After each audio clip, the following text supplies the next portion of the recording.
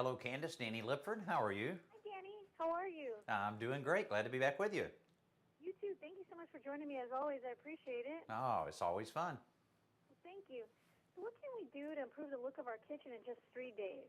Well, I'll tell you, we did a lot in 3 days, but there was 3 long days, and we had the homeowner working right beside us. But we took a kitchen that had a kind of a dated look with kind of a burnt orange kind of a paint on it. Might have been popular back in the 80s, but not so much anymore. And we kind of brought it back to life here by sanding, priming, and repainting the cabinets. New countertops, new sink, faucet, a little bit of curtains over the overhead there, as well as a new range hood that really made a big difference in how the overall kitchen looked. But the things you can't see is all of the glue and adhesives that's holding it all together from the Titebond family. Now, this is a good example where we used the wood glue when we built this little section of cabinets here that we needed to build in order to accommodate all of the range hood and give them a little more storage space. We also use construction adhesive.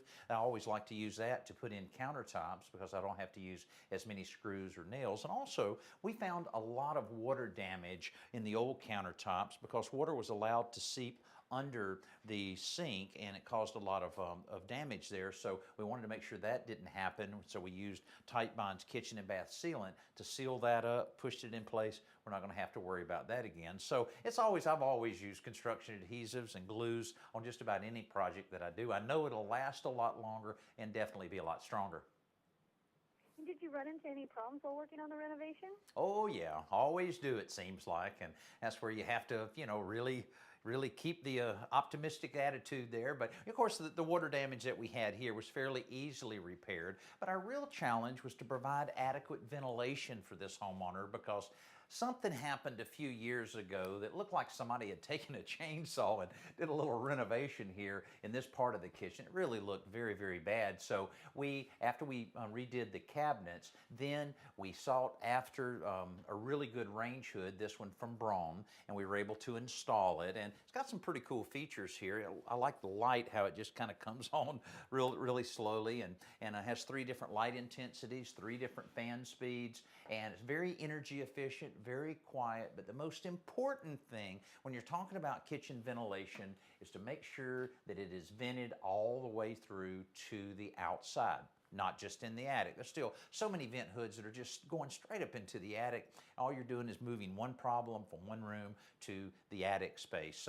So important on the eliminating the moisture, as well as a lot of the smells that you're going to have and odors and such in a kitchen, to move them all the way to the outside. Very easy to retrofit one as well. If you already have a system in place or a unit in place, pull one out, put a new Braun unit in, and you'll be glad you did.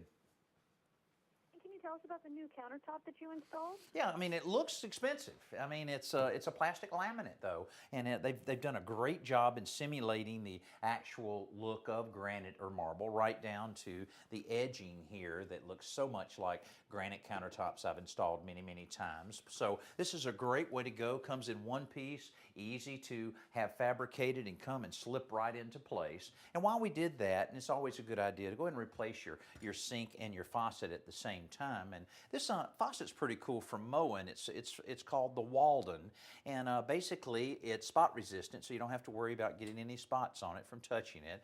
And then of course the pull-out sprayer's been popular for a long time. They've just really refined this and put a lot of quality in it, because so many of this type of faucet on a lesser quality faucet, that's the way you'll look. You'll come into your kitchen, that's not very attractive. But this one will retract, and it's called the reflex system, will work every single time, locking it back in place, and that's what you really want. So it's really a very good quality. And the other thing that they've tried to do, a lot of these pull-out faucets are really tall, and if you had a really tall faucet right here, it would kind of block the window a bit, just would look a bit awkward. This one's lower profile, works perfect for this arrangement here. And the good news, $198 at the Home Depot right now.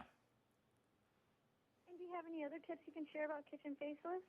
Well, one of the things that you want to do when you're remodeling a kitchen, and a simple thing that you can do, is certainly personalize it. That's something that can certainly make a kitchen look a lot better. Some nice pictures of the family, maybe some trip that you've been on. That's always nice, because this is the center of family life. A lot of time spent here, so why not really personalize it? And also from a standpoint of really utilizing every square inch that you have and every cubic foot you have, there's a lot of great accessories for pull-outs and tilt-outs that you can put inside the cabinets to maximize every square inch you have available. And where can viewers go for more information? But I'd love for them to drop by our website at todayshomeowner.com. A lot of information on anything to do with the kitchen or anything to do with the house inside and out. Wonderful. Well, thank you as always, Danny. I appreciate it. Have a Okay. great afternoon. Okay, you too, Candace. Thank you.